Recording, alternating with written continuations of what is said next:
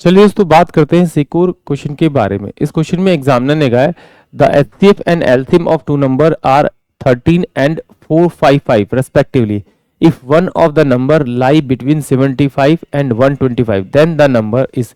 यानी एग्जामिनर ने क्या कहा कि दो नंबर्स हैं, उन दोनों नंबर का एचसीएफ और एलसीएम दिया हुआ है और कह रहा है कि मुझे वो नंबर चाहिए जो 75 और 125 के बीच में आएगा।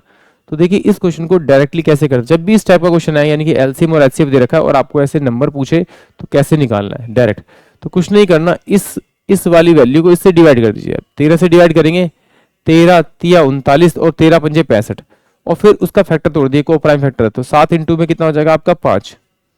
यह 7 पंजे 35 आएगा।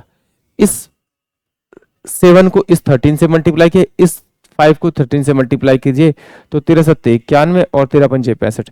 यानी कि वो जो नंबर आएगा वो 75 से बड़ा होना चाहिए, 125 से छोटा होना चाहिए, यानी कि 91 आएगा। यानी कि ऑप्शन जो बी होगा वो इस क्वेश्चन के लिए करेक्ट होगा।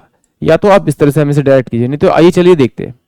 मान लेते हैं कि नंबर ए है मेरे पास में, दूसरा नंबर मेरे पास में बी है, तो इसको अगर मैं 13 से मल्टीप्लाई करूंगा तो परफेक्ट एक नंबर बन जाएगा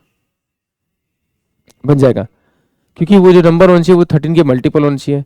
अब एग्जामिनर ने कहा कि भाई इन दोनों का जो मल्टीप्लाई है यानी कि a इंटू में 13 और b इंटू में आपका 13 वो बराबर होगा आपका 13 इंटू में 455 के बराबर, क्योंकि एलसीएम इंटू में एचसीएफ बराबर होता है उन दोनों नंबर के प्रोडक्ट के बराबर। इस 13 से तो 13 कटा, इससे कटा तो a इंटू में b आपका कितना आएगा आपका 35।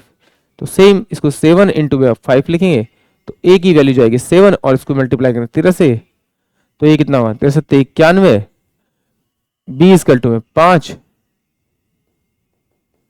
तो मुझे तो बीच में नंबर चाहिए यानी कि ऑप्शन बी इस क्वेश्चन के लिए करेक्ट होगा। आई होप आप सभी क्वेश्चन समझ में आया होगा।